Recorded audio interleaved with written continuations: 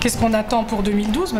Le collègue Patrick l'a dit tout à l'heure, c'est du temps pour les collègues et donner de la sérénité. Dans les écoles, cette RGPP, elle s'est traduite aussi par des fermetures, beaucoup en maternelle. La maternelle a beaucoup trinqué. La maternelle française était une maternelle reconnue internationalement.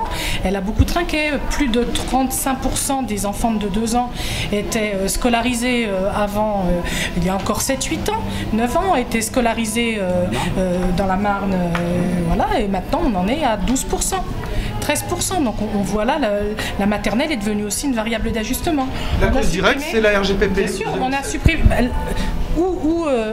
il faut bien prendre les postes quelque part, hein. Nos gestionnaires, nos supérieurs hiérarchiques, l'inspecteur d'académie, le recteur sont bien obligés de prendre des postes quelque part. Donc on les prend là où ils essayent que ça se fasse le moins mal, par exemple, et ce qui se voit le moins, par exemple, les remplaçants. Voilà.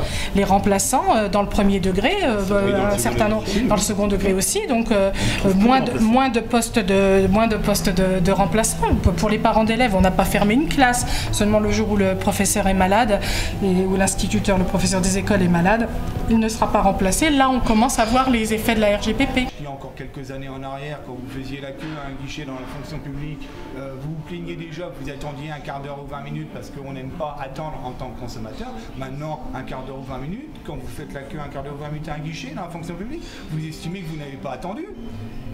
C'est plutôt les temps d'attente ont augmenté. Donc à force de réduire le service public ne peut plus assumer ses tâches, et après le gouvernement a beau jeu de dire vous voyez bien que les services publics ne fonctionnent pas et qu'il faut les réformer. Si vous voulez tuer votre chien, vous l'accusez d'avoir la rage.